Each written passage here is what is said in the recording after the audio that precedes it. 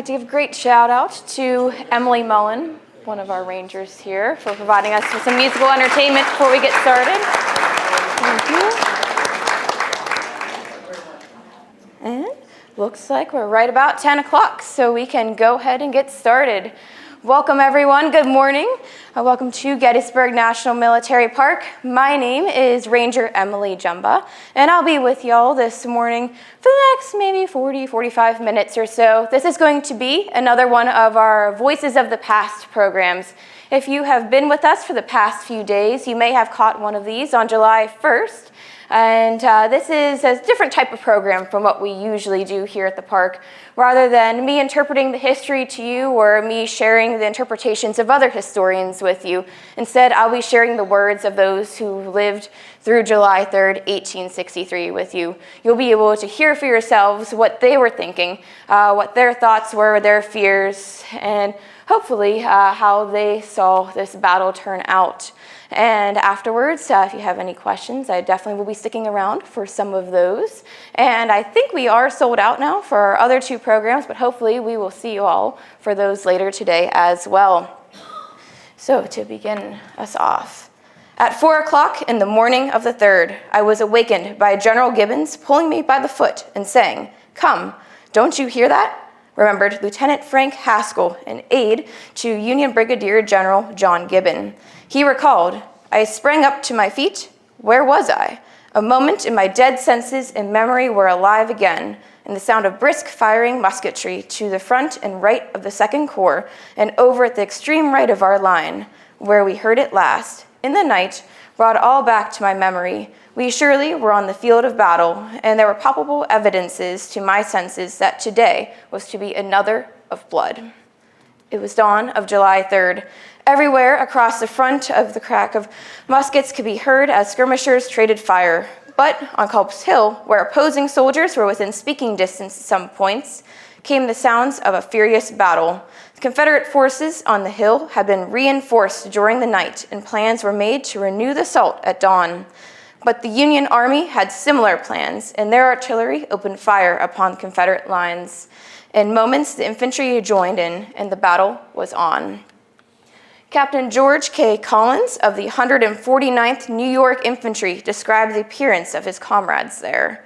The appearance of the men as they worked in the trenches with their clothes ragged and dirty, their faces black from smoke, sweat, and burnt powder, their lips cracked and bleeding from the saltpeter and the cartridges bitten by them, and while loading and firing for dear life, resembled more the inhabitants of the bottomless pit than quiet, peaceful citizens of the United States of America. The people at home would not have recognized their friends, and a father would have been perplexed to know his son. The entrenched Union soldiers repulsed every Confederate assault. Finally, near 10 a.m., a final attack was organized. By this point in the battle, nearly all understood that the assault was a forlorn hope. Yet, at the appointed time, it went forward. Oh God, what a fire greeted us, and the death shriek rends the air on every side, recalled Major W. W. Goldsboro of the 1st Maryland Battalion. He continued, but on the gallant survivors pressed, closing up the dreadful gaps as fast as they were made. At this moment, I felt a violent shock and found myself instantly stretched upon the ground. I had experienced the feeling before and knew what it meant, but to save me, I could not tell where I was struck. In the excitement, I felt not the pain, and, resting upon my elbow, anxiously watched what struggling column. Column, did I say? A column no longer, but the torn and scattered fragments of one. His comrade in the 1st Maryland, Private David R. Howard, pushed forwards in that very much struggling column. We pressed on until near their breastworks, when, turning my head to the right, I saw a sight which was fearful to behold. It appeared to me as if the whole of my company was being swept away. The attack failed. Around 11 a.m., after 7 hours of continued combat, the battle for Culp's Hill finally subsided. Dead and wounded Confederates littered the hillside as both a testament to their courage and to the futility of the effort to dislodge the determined Union defenders. Culp's Hill was secure for the Army of the Potomac, As the Battle of Culp's Hill abated, though, a stillness will settle over the entire battlefield. On the opposite side of the field, men along Cemetery Ridge fought for a bit of a different battle, a battle against the oppressing heat, the glaring sun, and ravenous stomachs. Seeking a modicum of relief, they harnessed some of that Yankee ingenuity. Captain John Reynolds of the 19th Massachusetts Infantry explained how he and his comrades tried to stay cool. The day was extremely hot, and many improvised shelters were made by sticking the muskets into the ground up to the shank of the bayonets, which were, of course, fixed. Fastening the corners of a blanket between the triggers of two, the width of a blanket apart, and affixing the opposite numbers of the blanket to the two ramrods also stuck into the ground. Robert E. Lee had arrived at a plan for a massive attack upon the Union center on Cemetery Ridge. Nearly 12,000 infantrymen were in position, and almost 150 cannons prepared to open a pre-attack bombardment. At 1 p.m., 2 Confederate guns in the Peach Orchard fired in succession, and the Confederate artillery sent forth a hail of shot and shell. Lieutenant William Wood in the 19th Virginia Infantry recalled the effects of that artillery fire. The sun was making the hillside very uncomfortable. Activity among the artillerymen was observed. The word fire was heard. More than 100 guns opened the fight. The enemy replied at once. The earth seemed to leap up from its foundation. The atmosphere seemed to quiver. The smoke rose in balloon shape and gently drifted to the left. The sun's heat was forgotten, and Mother Earth embraced with a soldier's ardor. Across the field, Lieutenant Huntington W. Jackson, who was a Union staff officer, is also going to witness that chaos that soon fills the area. The air was filled with fire, smoke, and destruction. The noise was terrific. The effect of the firing was instantaneous. Many of our men were moving in the rear of our lines, going for water or hunting for rails with which to build fires to make their coffee. Ambulances and wagons were driving from place to place. Officers and orderlies were carrying dispatches and orders. In a moment, all of this ceased. More suddenly than when a violent thunderstorm breaks over a city, pedestrians seek shelter, and the streets are then deserted. Everyone sought his proper post, and not a moving object could be seen, except here and there a horseman passing over the field with impetuous speed. Lieutenant Frank Haskell is going to reflect on the comparisons to nature, and he's going to say that they were not strong enough to capture the sense of the experience. Who can describe such a conflict as is raging around us? To say that it was like a summer storm with the crash of thunder, the glare of lightning, the shrieking of the wind, and the clatter of hailstones would be weak. Projectiles shriek long and sharp. They hiss, they scream, they growl, they sputter. All sounds of life and of rage, and each has its different note, and all are discordant. In the general vicinity of the Bryan farm, Private Albert Stokes Emmel of the 12th New Jersey Infantry found himself surrounded by artillery on both of his sides. For the length of time, probably no heavier artillery firing has ever been heard or witnessed on this continent. It was awful and sublime. The air was full of whistling shells. Cannon to the right of us, cannon to the left of us, volleyed and thundered. If I ever hugged the ground in my life, I did then. We fairly rooted and felt most grateful and thankful that we were alive to root. Returning to the Confederate lines across that field, Lieutenant George W. Finley of the 56th Virginia Infantry described the destruction of that cannonade. The most terrific cannonade any of us has ever experienced was kept up, and it seemed as if neither man nor horse could possibly live under it. Our gunners stood to their pieces and handled them with such courage as to wake the admiration of the infantry crouching on the ground behind them. We could see nothing whatever of the opposing lines, but knew from the fire that they must have a strong position and many guns. Our loss was considerable under this storm of shot and shell. Still, there was no demoralization of our men in line. They waited almost impatiently for the order to advance, as almost anything would be a relief from the strain upon them. Those residents, still in the town, sought safety and shelter in their basements and cellars. Sarah Broadhead had left her home and made her way to the basement of her neighbor, David Troxel, on Chambersburg Street. She recalled, "The time we sat in the cellar seemed long, listening to the terrific sound of the strife. More terrible sounds never greeted human ears. We knew that with every explosion and the scream of each shell, human beings were being hurried through excruciating pain into another world, and that many more were torn and mangled and lying in torment worse than death, and no one able to extend relief.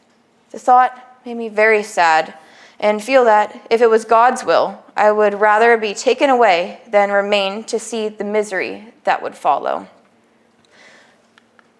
Matilda, or Tilly Pierce, another Gettysburg resident who had fled the town alongside her neighbors, saw a shell fly nearby. "When we reached the carriages and were about to get in, a shell came screaming through the air directly overhead.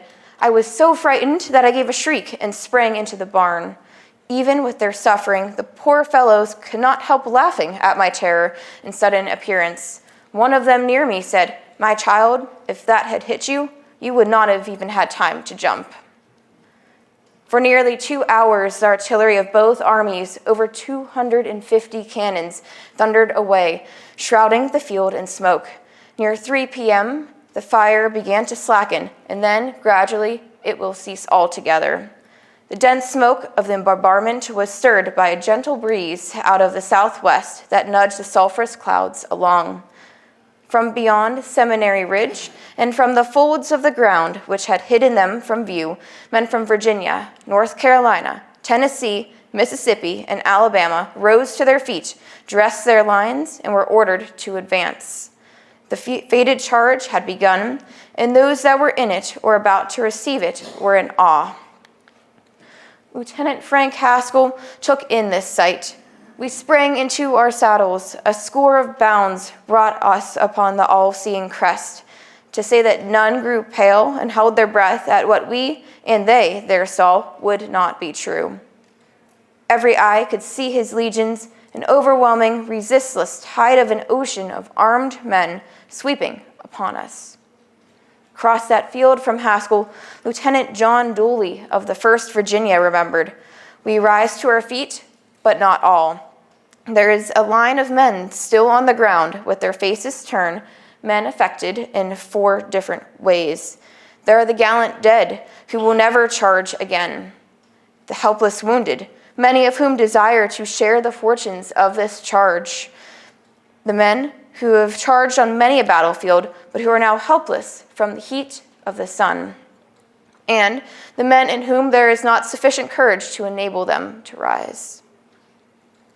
Private David E. Johnston of the 7th Virginia was one of those men left behind on the ground on Seminary Ridge as the troops stepped off. He had been injured during the cannonade and found himself watching his comrades leave without him. The advance now began, the men calling out to the wounded and others, "Goodbye, boys, goodbye." Unable to move, I could not advance, did not see, hear, observe, or even know what thereafter happened, only from the statement of others. Another Virginian, Private Randolph Shotwell of the 8th Virginia Infantry, also witnessed the beginning of the assault. Now we hear the murmur and jingle of a large corps in motion. Colonels on horseback ride slowly over the brow of the ridge, followed by the glittering frost of bayonets. The whole column is not within sight, coming down the slope with steady step and superb alignment. The rustle of thousands of feet amid the stubble stirs a cloud of dust, like the dash before the spray at the prow of a vessel. Looking at the lines from Cemetery Ridge, Lieutenant George Yost of the 126th New York reminisced, "You can't imagine how beautiful it looked to see them stretching across the field in 3 columns in good lines with their banners flying." Major Edmund Rice of the 19th Massachusetts, who was a bit further down that Union line, noted, "We looked with admiration on the different lines of the Confederates marching forward with the easy swinging step, and our men were heard to exclaim, 'Here they come!' Here they come. Here come their infantry. As the Confederate ranks advanced eastward towards Cemetery Ridge, the Union artillery came to life, sending shot, shell, and shrapnel toward the Confederate lines. Union Major General Charles Schurz of the 11th Corps recalled, "The alignment was perfect. The battle flags fluttered gaily over the bayonets glittering in the sunlight. Through our field glasses, we could distinctly see the gaps torn in their ranks and the ground dotted with dark spots, their dead and wounded. Now and then, a cheer went up from our lines when our men observed some of our shells striking among the advancing enemy and scattering death and destruction around. But the brave rebels promptly filled the gaps from behind or by closing up on their colors, and unshaken and unhesitating, they continued their onward march." Brigadier General James Kemper of Pickett's division similarly remembered the courage of his men. "I never saw the behavior of men in battle equal to that shown by my command in this advance. The danger to be met was plainly visible. It was well calculated to terrify as many a mortal eye as ever saw." When the Confederates eventually reached the Emmitsburg Road, they found the fencing still standing. The post and rail design was too stoutly constructed to be pulled down, and the men were forced to climb. Now, well within rifle range, the Union infantry opened fire, and their artillery brothers switched to canister. The Confederates were walking through a hailstorm of lead, and the slaughter was dreadful. Lieutenant George W. Finley of the 56th Virginia took part in that trek. "When my regiment struck the road, the board fences were still mostly standing, and there was a momentary check of the men as they went against and over them. Men were falling all around us, and cannon and muskets were raining death upon us." His comrade, Lieutenant J. H. Moore of the 7th Tennessee, also approached those fences. As the charging column neared the Emmitsburg Road, volley after volley of small arms aided with the dreadful effect in thinning our ranks. We reached the first plank or slab fence, and the column clambered over with the speed as if stampeded in retreat. The time it took to climb over the top of the fence seemed to be an age of suspense. It was not a leaping over. It was rather an insensible tumbling to the ground and a nervous hope of escaping the thickening missiles that buried themselves in falling victims in the ground and in the fence, against which they rattled with the distinctness of large raindrops pattering on a roof. From the Union lines, Sergeant George Bowen of the 12th New Jersey watched the Confederate advance. "We waited until they were in the Emmitsburg Road, a distance of not over 100 yards from us. Then we opened fire, pouring in the most deadly kind of fire. They fell like wheat before the garner, but still on they came." Despite the terrible losses of the Confederates as they pushed beyond the road and up the slope of Cemetery Ridge toward the Union line, men dropped at every step. The noise of the firing was deafening, and the smoke added to the confusion and the chaos. On they came, trying to strike terror into the Yankee hearts by unnatural shrieks and yells, but it was no go, according to Private Albert Stokes Emmel of the 12th New Jersey. He said, "The old second is not to be frightened by a little noise coming from rebel throats. Each man seizes his gun more firmly and resolves never to leave that wall alive. It was victory or death." Private Ralph O. Sturdivant remembered the 13th Vermont taking a similar steady approach to the impending fight. "Down the line of the 13th Regiment comes the order from company to company. Steady, boys. Hold your position. Don't fire until the word is given. Keep cool. Lie low till the order is given to fire. Make ready. Take good aim. Fire low." Then, like an electric flash, came down the line. Fire. Up rose the Green Mountain Boys, 3,000 strong, as if by magic, with forms erect, taking deliberate aim with a simultaneous flash and roar fired into the compact ranks of the desperate foe, and again, in quick succession, until a dozen more volleys had been discharged with deadly effect. We saw at every volley the gray uniforms fall quick and fast, and the front line hesitated, moved slowly, and melted away. Major Edmund Rice of the 19th Massachusetts also described the breakdown of those Confederate lines. Pickett's separate brigade lines lost their formation as they swept across the Emmitsburg Road, carrying with them their chain of skirmishers. They pushed on toward the crest and merged into one crowding, rushing line, many ranks deep. As they crossed the road, Webb's infantry on the right of the trees commenced an irregular, hesitating fire, gradually increasing to a rapid-fire firing, while the shrapnel and canister from the batteries tore gaps through those splendid Virginia battalions. According to Captain Henry Abbott of the 20th Massachusetts, we let the regiment in front of us get within 100 feet of us and then bowled them over like ninepins, picking out the colors first. In 2 minutes, there were only groups of 2 or 3 men running around widely, like chickens with their heads off. We were cheering like mad. Rather than cheering with his comrades like Abbott, Lieutenant George W. Finley of the 56th Virginia recalled, "When we were about 75 or 100 yards from that stone wall, some of the men holding it began to break for the rear, when, without orders seen from captains and lieutenants, our line poured a volley or 2 into them and then rushed upon the fence. The Federal gunners stood manfully to their guns. I have never saw more gallant bearing in any man. They fired their last shots full in our faces, and so close I thought I felt distinctly the flames of the explosions." At most points along the line, the Union firepower proved too terrible, and the Confederate lines melted away as men were shot down or they sought cover. But near the center of the Union line, where 2 stone walls met to form a 90-degree angle, the Union soldiers retreated, and hundreds of Confederates quickly seized this point. At this critical moment in the attack, Confederate Brigadier General Lewis Armistead led the men over the wall in a desperate attempt to crack open the Union line. The high water mark of the assault had arrived. There are shouts, fire, smoke, clashing, and arms.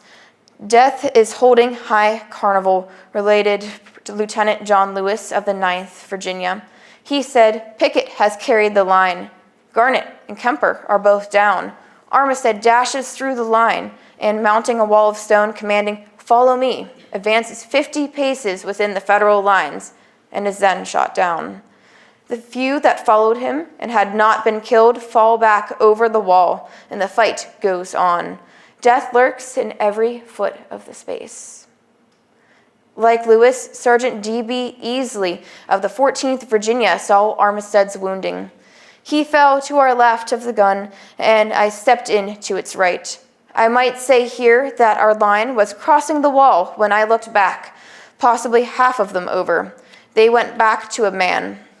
I dropped in behind the gun and commenced firing back at the squad that had killed him, using the gun as a rest. I fired several shots, and then they paid their respects to me by pouring back a volley similar to the one that had killed Armistead. I was behind the guns, though. However, something seemed to strike me all over. They must have fired too low and knocked gravel against me. I felt of myself, and when I found I was not hurt, I grabbed for my ramrod to return their compliment and found it was shot off just where it entered the stock. Amidst of this chaos, Major Edmund Rice of the 19th Massachusetts reflected, "This was one of those periods in action which are measurable by seconds. As the men seemed to fire very slowly, those in the rear, though coming up at a run, seemed to drag their feet. Many were firing through the intervals of those in front, in their eagerness to injure the enemy. All the time, the crush toward the enemy in the copse was becoming greater. The men in gray were doing all that was possible to keep off the mixed bodies of men who were coming upon them swiftly and without hesitation, keeping up so close and continuous a fire that at last its effects became terrible. Every foot of ground was occupied by men engaged in mortal combat, who were in every possible position which can be taken while under arms or lying wounded or dead. while the Confederates attempted to make the most of their breakthrough, counterattacking Union soldiers halted and overwhelmed the advance. The assault had been repulsed. Lieutenant John Lewis of the 9th Virginia Infantry fought until that very repulse. I had passed over the field of fire and death. I had followed Armistead until I saw him fall. I had walked back over the wall, and being the only officer at that point, I assumed command. The men fought with desperation, cool and courageous, until surrounded on all sides. I finally gave the order to all to look out for themselves, and my duty ceased as an officer from that time. Believing it my duty to stay at that wall as long as there was any hope, I remained until the question was whether I would die or be captured. I chose the latter and found myself a prisoner of war. Soon afterwards, Lieutenant Frank Haskell offered a report to his commanding officer. General Meade rode up, accompanied alone by his son, who was his aide-de-camp, an escort, if select, not large for a commander of such an army. The principal horseman was no bedizened hero of some holy day review, but he was a plain man, dressed in a serviceable summer suit of dark blue cloth, without badge or ornament save the shoulder straps of his grade, and a light, straight sword of a general.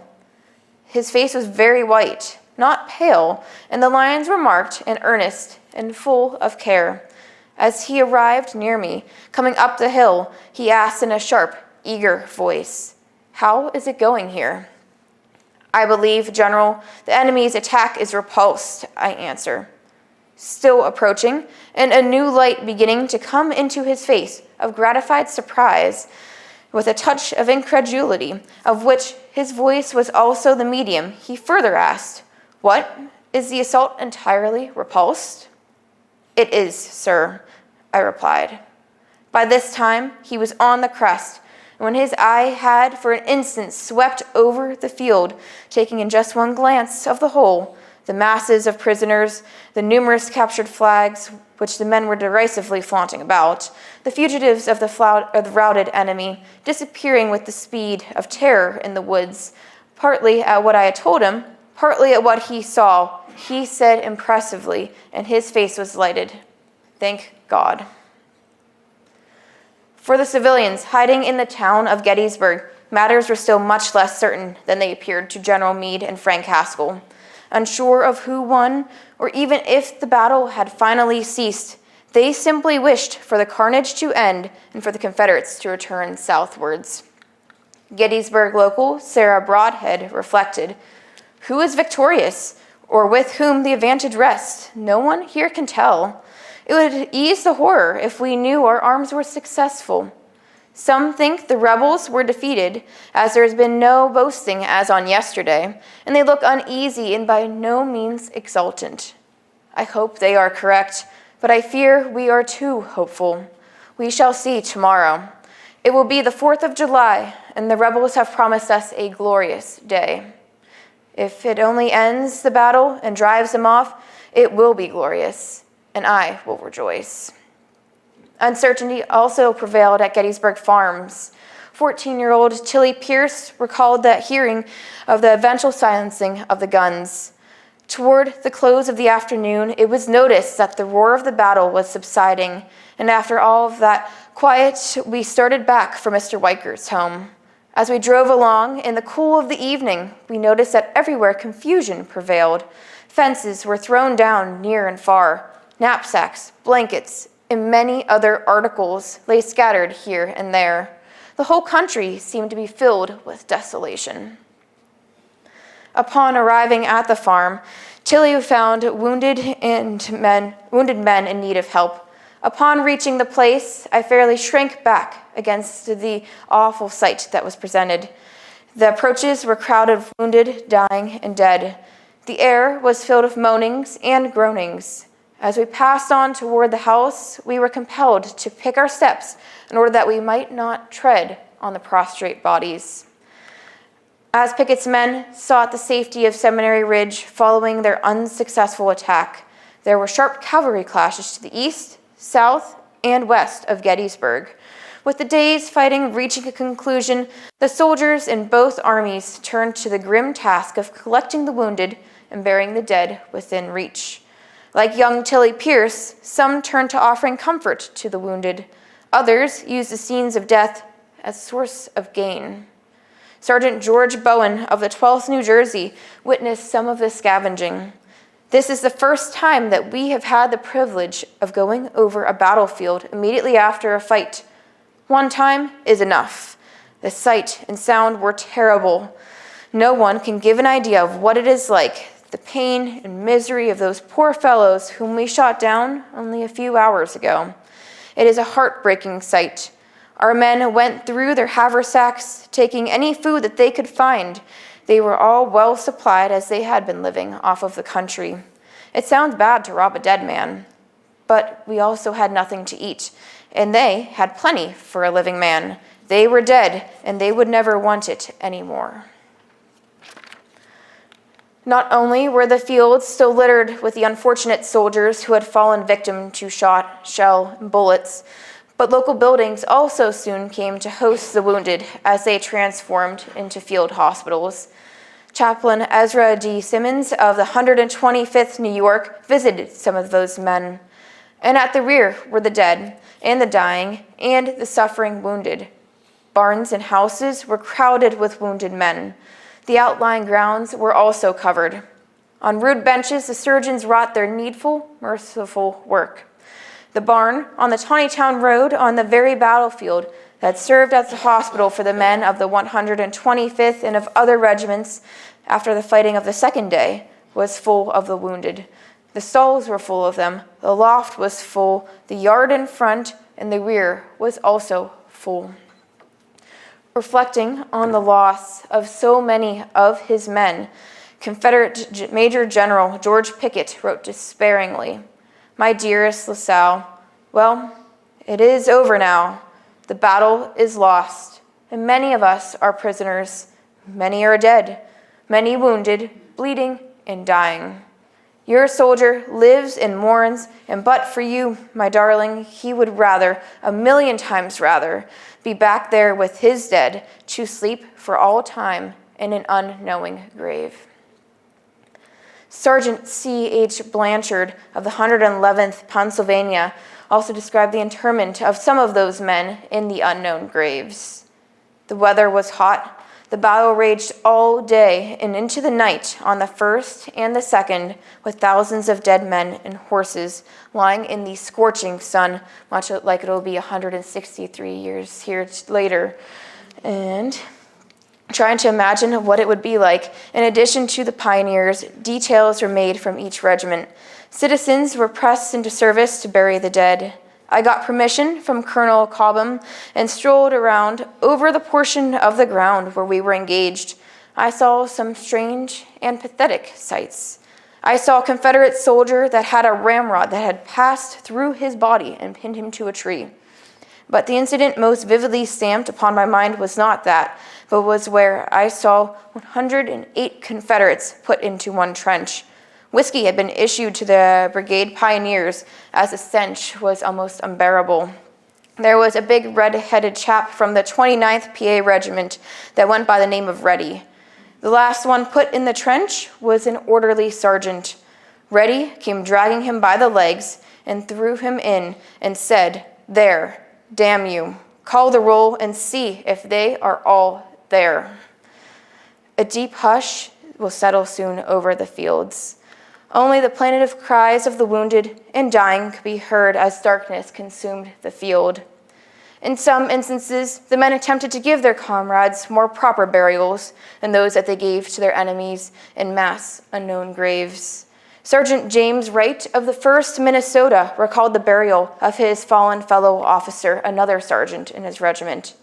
None of us knew where they were likely to be or what tomorrow would bring for us to do. And as we drank our coffee, we decided to bury Hamlin that night. Search was made for a spade, and after some time, a shovel was found. With this, a shallow trench was dug beside a walnut tree, near which he had been killed, struck by 4 bullets. His blanket and tent cloth were first spread in it. He was then laid upon them and then covered with the remaining portions.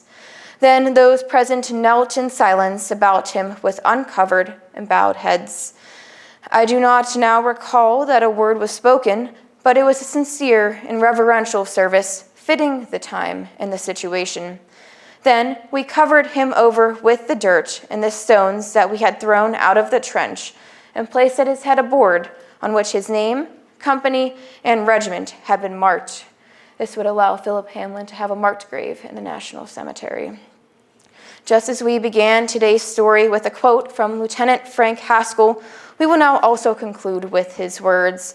We have spent the last 35 or so minutes immersed in the recollections of those who experienced the carnage and bloodshed of the fighting that took place 163 years ago today.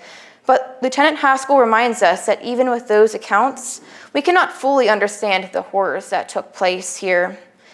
He said, "Many things cannot be described by pen or pencil. Such a fight is one.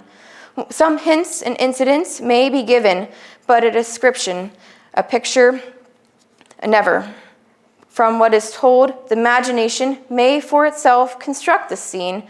Otherwise, he who never saw can have no adequate idea of what such a battle is."